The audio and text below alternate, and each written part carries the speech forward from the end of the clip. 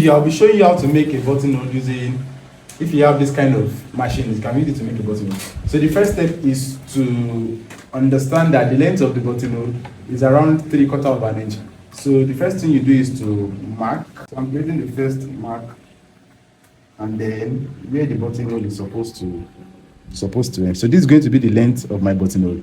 Now I'm going to adjust the stitch length to 1. Right, so 1, it should be on zigzag. Then starting with straight stitch, basically just to lock the stitch in place so we don't have it loosen. So I'm just going to do that and that. So when I'm done, I adjust this zigzag.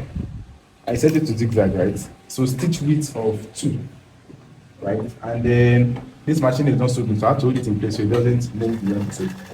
So I'm just going to go ahead and hold it there.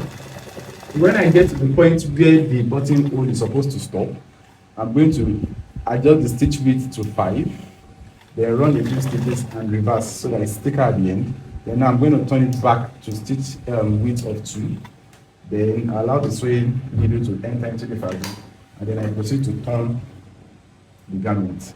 Alright, now I'm sticking to it in place and I proceed to take it down very carefully.